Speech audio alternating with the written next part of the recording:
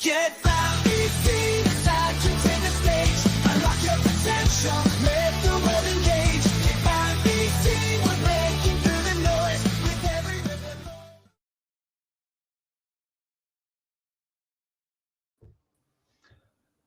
Hey. Happy Monday. Happy Monday. Happy Monday. Ready to start the week strong. Yes, indeed. Yeah. Yes, indeed. Oh, hey, Monty. You seem like you have a hole right here. Oh, Is it there? Is it still there? Oh, I'm kind of hungry. Oh man. Oh, Lunchtime. yeah. The green screen thing is kind of cool, huh? You can see right through me. Woo! Cool. Nice. A little different, something different for the audience today. Welcome to another edition of Get Found And be seen. and Be Seen.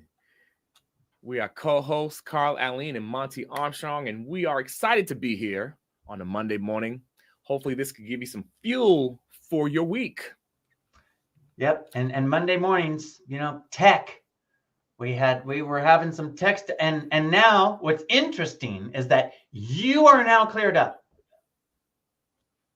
And I'm feeling like I'm looking fuzzy. Do I look fuzzy compared to how I was before the show? No, you don't look fuzzy to me. Okay, good. I was just concerned about the hungry hole. the hungry hole. It's there. I'm gonna do the turn it off and on again. The famous tech thing. We're gonna turn off the camera, but I'm still here. Hang on. Turn it back on again. And working the tech out. No, it's still there. Not as clear as I think it and I'm should checking be. just in case. I'm checking YouTube. There's tech. That's the cool thing about it. Tech is working tech. the tech out. We're just checking, doing the. This is cool. We get to do it live, so our audience get to see what we do when it comes to just checking. Yeah, what everyone does, but just some people don't show it. We're real. Here it is. Here's us. Here's the show. Here it is. I guess we could say it's kind of behind the scenes a little bit too. Then I guess Monty, right? Well, yeah, a lot of people would have not started yet because they were like, "Hey, things aren't all set up straight. Things aren't going perfect." They're not perfect? They're not imperfect action. I'll tell you. I gotta say this. I gotta start out. I gotta get done with this show and jump on my coaching call because I joined in with Rachel Peterson. Thank you, Carl. Nice. 7 days ago, I didn't even know who she was, and so now you do. Yeah, and so the first thing, the connection here is imperfect action. One of the first things that I in her program is she gives this thing of it's 100 days of imperfect action. Love it. So I'm like, Carl and me have talked about imperfect action before. That's awesome. Take imperfect action with intent to build momentum. I love that. It's one of my 2 sticky notes on my screen. And then the other thing that she's really big on during the little challenge that you first introduced me to on that is, why is your person crying? That's empathy. To know why your person's crying. Yeah. So there's that connection of where I came up with the empathy topic and why it is relevant and why I'm super fired up and passionate about it. I love it. Oh, don't get me with my James Brown gun. My grunt. Oh, nope. Hey. Hey. It's important. It's funny too, Monty, because in my opinion, it's all relatable. The avatar, empathy, understanding your ideal client, understanding your audience. When you're speaking on camera or on stage, understanding your audience, who you're speaking to, being able to read the room. All of that's important. And it's all connected. Yep. All connected. Although I think that oftentimes that people empathize from their point of view. Yeah. And it's not bad. It's just not as powerful. Right. It's I'm just seeing it from my perspective. So if they're 2 different people, there's been a car accident, nobody's hurt. They're thinking about now the situation that my car has now been in an accident. One person is thinking, hey, how am I going to get to work? How am I going to replace this car? And the other person is, I work at home. I don't care about that. I need to figure out how my insurance lapsed accidentally, and now I have to figure out how to deal with this, with the damage, because it was my fault, or whatever. And so therefore the person, if the person that would be worried about their car isn't involved in the wreck, they're looking at the other person, they're empathizing with the person who was in the wreck, and that person's worried about the cost of the insurance issues, and this person's empathizing, oh, that's terrible, they don't know how to get to work, they're trying to figure out how to replace their car, they must be feeling terrible. Right. Way off track. You're empathizing, but you're empathizing from your perspective. That's deep. That travels into a lot of different things in life and business. I think about it's interesting, the book 7 Habits of Highly Effective People. Seek first to understand, then be understood. It's interesting because seeking to understand where that person's at, and then taking steps from that person's point of view, that's going the extra mile, and it's not easy to do. You have to suspend your judgment. Right. You have to do what an actor does. Say it, Monty. You really I love have to leave your perspective behind. Mm-hmm. And fully envelop, or fully embrace this other perspective, right, which could be really foreign to your own, right? Especially if like in my case, oftentimes I have such a logical approach to things that other people's emotional response or approach to something is so alien to me that I really need to work at, okay, release that, come in from over here and see that emotional thing, and then I can grasp more of their drives and desires, and what reasons they have for doing what they've done or want to do. Right. Oh, Monty, man, that is whoo. Of course, you said it right there. You it was a trigger for me, Monty, when you said, you put in the acting part. That right there, that got me. You had me at that part. But I think about, doing acting, even when I've done acting and even done auditions, even before I got in a role. Even when you do an audition, you have to go and you have to do a lot, as much studying as you can. Try to understand the person, where they come from. Even if it's a commercial or theatrical film or whatever, you have to, look at the script or look at what's given to you. You have to study out where the person's coming from. You have to understand their story as much as possible. Because if you don't, you're not going to get the job, And so just going on that journey, you are internalizing so much, and you're not saying a lot. You're just taking the information in, and you're marinating in it as much as possible, which takes a lot of patience. It takes a lot of curiosity. It takes a lot of just a lot of time and marinating in it, so that you understand, so that you can project the emotion as much as, let me take it back. You can amplify the emotion as much as possible.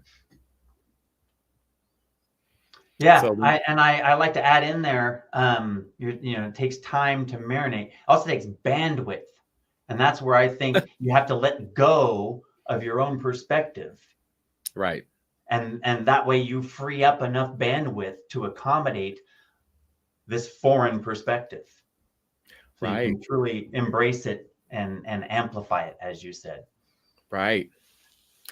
And there's, from my experiences, there's a certain zone that you have to get into with it, that all that's so important. And to be honest, it's deep, because it's a lot to manage. It may seem simple, but it is a lot to manage, because you have to get into a particular zone with it so that you can execute it the best way possible. And so it's so relatable to this topic. when it comes to having, empathy as a superpower for speaking. I think about, understanding your avatar and where they're coming from. I think about when I'm doing any type of engagement, and I use this to this very day with singing, dancing, acting, but also speaking. Like if I go to an event, I want to find out what they want to hear. Like I want to understand my avatar, but it's also I gotta physically get there if it's a live event, for example, and I have to look at the seats. I have to walk through each aisle. And it's funny, I was thinking about this weekend, Monty. It was in the area of singing, but it relates to speaking. I like to get in the zone, and just like athletes when they're doing their rituals, I like to do rituals. So I'll walk through the aisles, and every step I take would represent a specific person, how they would feel, how they might particularly respond, what they're thinking about before they even go. And I combine that with the information I already have. That's those are a couple of the steps that I take. When people get there, I'm also having conversations with them.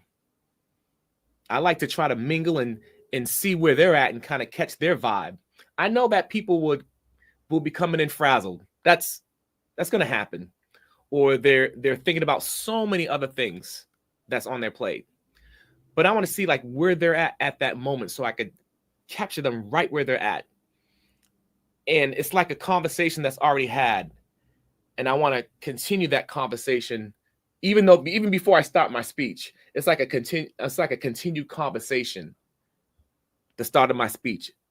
Does that make sense? Yeah. And oh man. But I love this stuff because it's what captures them. It's what engages them. But it helps me to get a sense of where they're at. And I could take them by the hand and carry them through the journey of the conversation. Because I don't want them bored. Like I don't want 1 second of boredom in the conversation. I'm saying conversation, but it's a speech. I don't want them bored. I want it to be like a movie. I want to take them on a journey. I'm getting fired up, Monty. You are. Well, this is great because that segues into the whole point of the superpower of speaking. It's because you're trying to give a message. Right. And if you are only worried about projecting your message, then you are using old school advertising of blanket approach. Yeah. Which is where knowing your ideal client and knowing your target audience and knowing the people you are speaking to, right. That therefore you can know what mode is most receptive for them. So instead of just broadcasting out, you are sending signals. So the difference between a tower that just sends out radio waves everywhere, just anybody can receive these, and a dish that sends a beam of information directly to a specific recipient that's ready to receive. Right. Wow. So you can increase your message, amplify your message by tailoring it in a way that it becomes more receptive to the people that you want to impact the most. Since you can't impact everybody, right? I like to target my efforts along with targeting the people that those efforts are going to. Right. I love that. That's deep, man. Yeah, it's so important because I know for me, I like to do research too.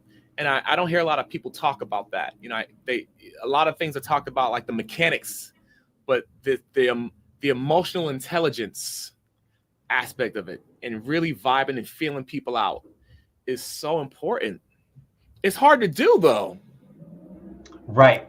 Well, and it's also misconceptions of, okay, well, market research. What is market research? Oh, well, I need to find out they're from these ages. They make this much money. They live in this kind of place. They like to go to the beach. They, those are all metadata of the person. Right. But there's context and perspective that all of that information is not relevant necessarily. Right. So but then there's the next level of metadata about them. That's that emotional intelligence. That's the physical aspects. That's the features. Right. Now we need to get in there and figure out, well, what are they thinking? Yeah. And then the next layer of that is, well, why are they thinking that? To a point. I mean, we're not wanting to get in there and psychoanalyze them and determine if they're sound of mind or not. Right. But there's certain things that if you know why they have their pain point, you can discuss it with them more deeply. Right. If you know what the pain is derived from, then again, you have another avenue to discuss the pain point with them.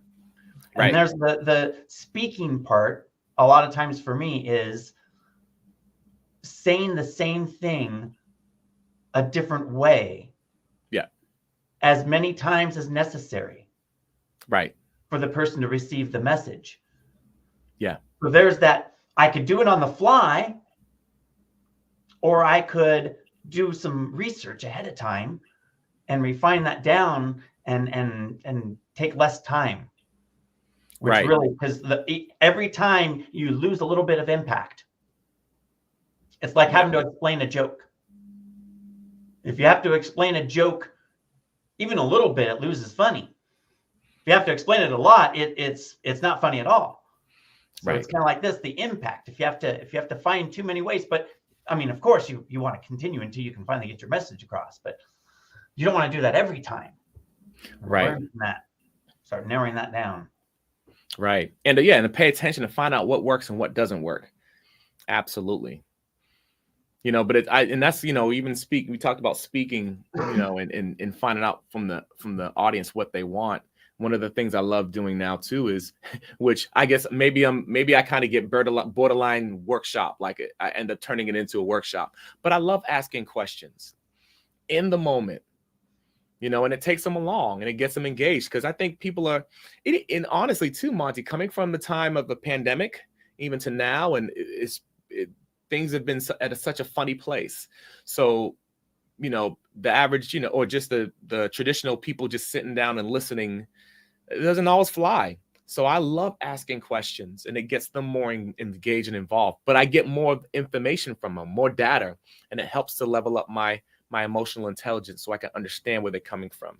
And if I need to keep going and add on to the notes I have, or kind of do a little detour, or kind of do a parallel street or whatever when I'm conversating with them, I'm cool with that. But I love that. It just makes the conversation better, makes the speech better, in my opinion. Yep. Engagement, interaction, and then pivoting accordingly, which is pretty much, a framework for anything. Yeah. Yeah.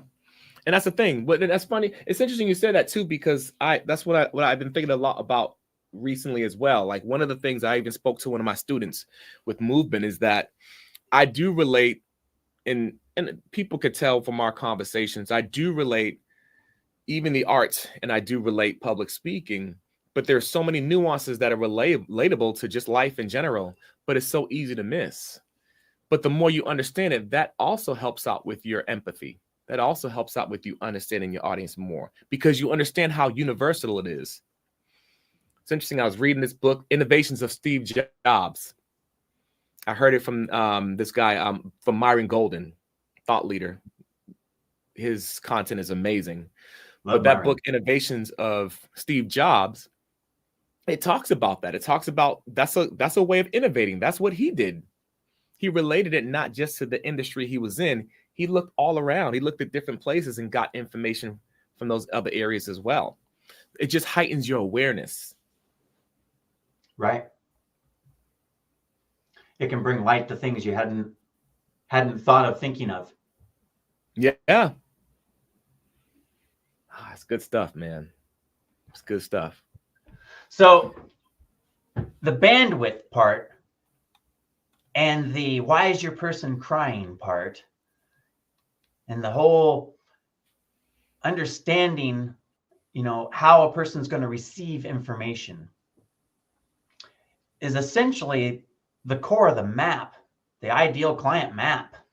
The reason that I created it was to help our friend Steven get on track with what he was writing and with the way he was trying to get his message to his ideal client.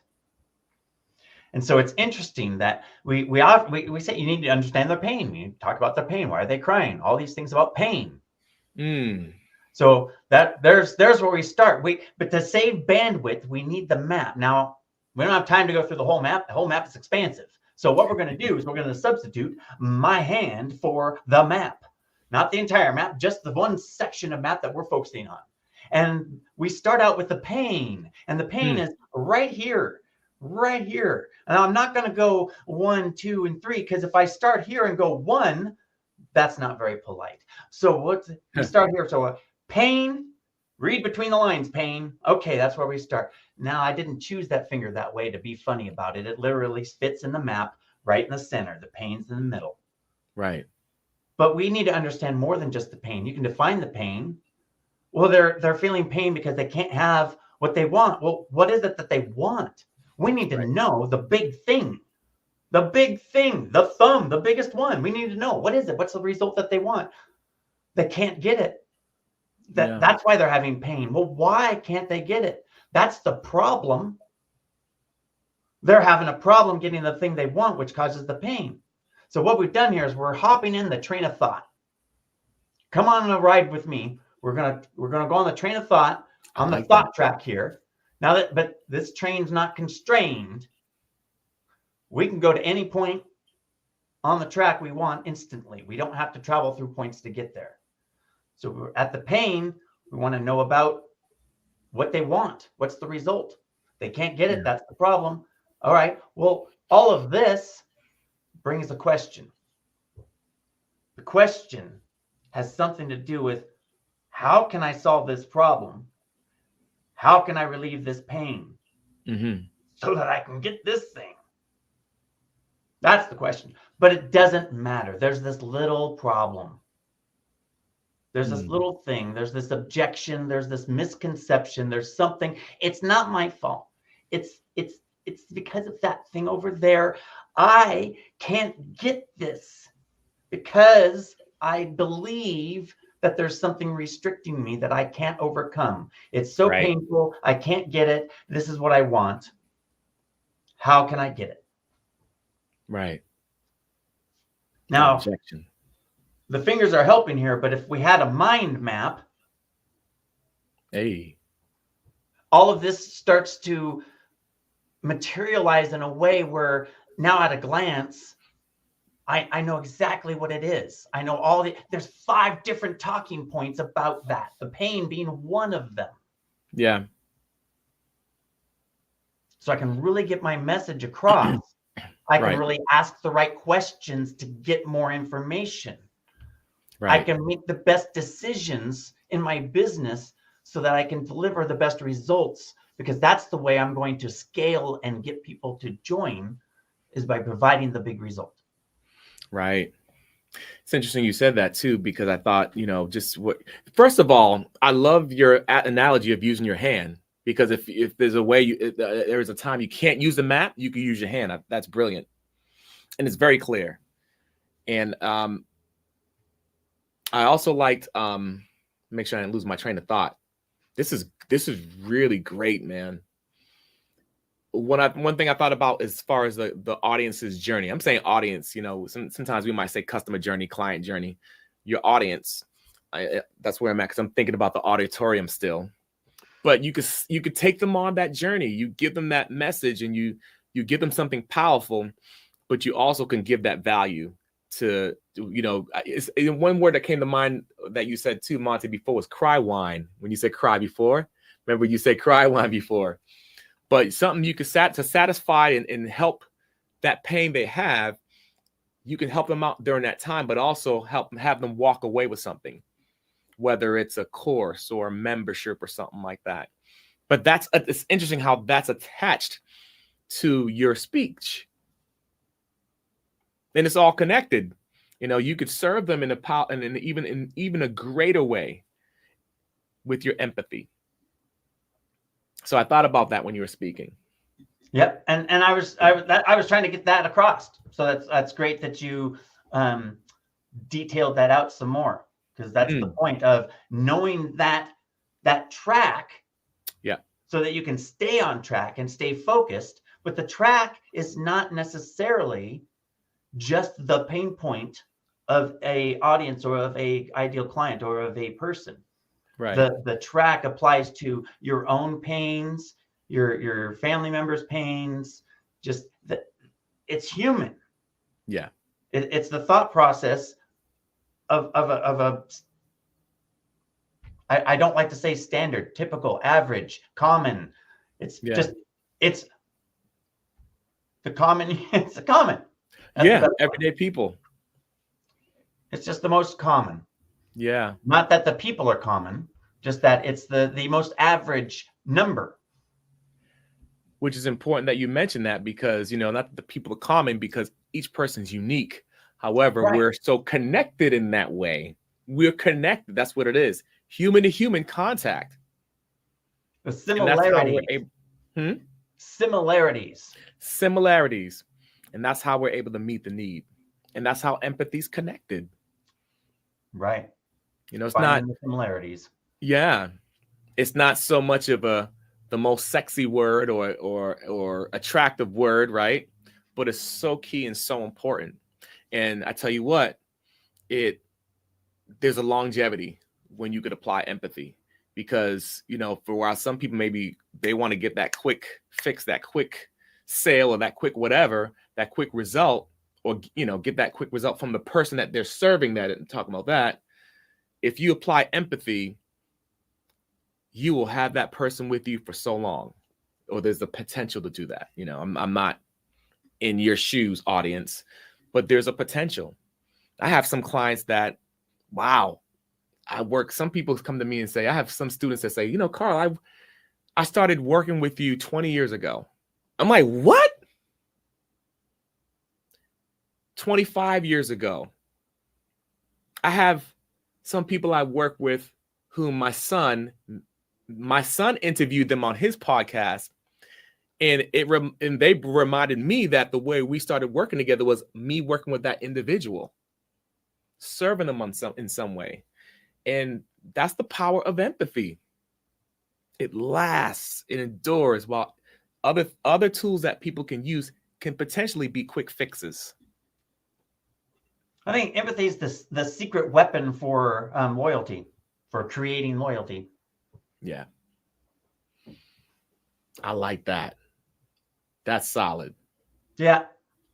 That was a good one off the top of my head. Freestyle on that one. We're freestyling today, somewhat. Sometimes the first one is the one that hits. Sometimes I have to fumble through words till I find the one I like, but it's all good. Good process. It's a good process. That's what it is. So, but yeah, Monty, is there anything else? That was I was thinking pretty incredible. We had no prep time. We had the least prep time out of any show that we've ever done, including our first one. Woo! But we're now, we have a system, we have a process. So now it wasn't a big deal to plug in the topic. We never got around to any of the other stuff that we would normally do. Right. We literally freestyled the whole show. Freestyle. But it was interesting how well it interconnected. Because I wanted to show you, because I've been practicing all weekend about that. because it was just so amazing. I'm just like, oh my gosh, it's the big idea, and it's the little problem, and it's the pain. Yeah. Pain. So Yeah. I'm just fired up on that. It fits into the map. It fits my description. Now it's, and like you said, it's like the mobile version. The mobile, the mobile version. Just be like, oh, what was it that I needed to talk about? What things do I want to talk about? Well, this is the person. Here's the pain. Here's what they want. Done. I'll talk all day long. Oh, dude, that is a frank dude. Oh, I'd love to see you. I'd love to see you just for kicks. I'd love to see you work with that a little bit too. I mean, the map is amazing. I love the map, but just for kicks, for freestyle, for versatility, for whatever, I'd love to see you do that more. I enjoyed that. Yeah, I'm gonna have to do that more. That's the on-screen thing, Yeah. The map is to sit down and let's really work on it. But if I want to describe it, if I want to go through it quickly, if I want to make a point, that's the perfect, the imperfect, whatever you want to call it. Right. Well, it's interesting because as the presence king, I often, and from my background as far as being an artist, sometimes you didn't have prep time. Right. You trained and you got ready and you wanted to be prepared, but sometimes you had no prep time whatsoever. Right. You had no props. You had nothing else with you. And all you had was to use this. So for me, that someone like me, that intrigues me because that shows me that's a great testament. And I'll share a story about something too that happened to me this last weekend. But sometimes we feel like we need all these bells and whistles. And it's not always the case. You work with what you have. And I do worship leading too. So I was doing that at my church last Sunday, and there was no audio on the stage. Oh, which means we couldn't hear each other. Right. And so, okay, it's like, what do you do? So what I had to do was I had to be more dynamic with my physical presence. So when you did that, that just reminded me of that. Here it is. Here's the prop. I'm the prop. I'm the projector. I'm the screen. I'm the slides. So anyway, I went off on a tangent. Couldn't help it. That's too good. That's your, like you said though, because from your perspective, from your context, you had this epiphany. So yeah, love sharing those. Had to share it. So I'm going to wrap that up with the keep it simple, because you highlighted the keep it simple part of, you don't need to have the fancy props and the fancy things, to have things on track. Right. You can just utilize something to remember, whether that's tying a string on your finger or a rhyme, a mnemonic. For me this time, and that wouldn't work for every time, but this time it mapped out. It's so great. Right. And if I could add on to that, it does tie into your empathy, because you're in sync with yourself and you are present to be able to capture information from people so that you can best serve them. Empathy. That's a nice summary. You like that? That was a good summary. Well, it connected. I connected with you. Absolutely. Yep. Right. Back to the front. There it is. Tie it through. That's tie it through. Tie it through. So Monty, if people want to find out more about this whole thing you talked about with what's this? What is it? A Michael Jackson move? That's the ideal map, the ideal client map. If they want to find out more about it, where can they go? They can go to montyarmstrong.com. montyarmstrong.com. Look at that. It's almost like you had it prepared. Bam! Almost did it. I thought you were going to say the other one. Oh, well. It's all good. They both work. that's because we didn't have any time to prepare before the show. Freestyle.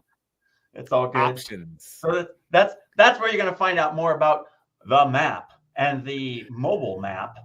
I'll have to add that in there. The mobile map. I like it. That's good. But then we're going to talk about the empathy and how it's your superpower for speaking. And you just summarized that and tied it back up. But if someone wants a little more guidance on that, on well, how do I do that exactly with my speaking, Mr. Presence King? Could you advise me a little bit on that? Instead of being the advisor to the king, could the king be my advisor? How do I do that? Ooh, I like that. You can go to carlaleen.com where you'll find all things Carl, and I have some programs on there, and I would love to support you in your endeavors. There we go. Bam, there it is. And you've been watching another edition, a freestyle edition of Get Found and Be Seen. Talk to you soon. I did a quick peace sign.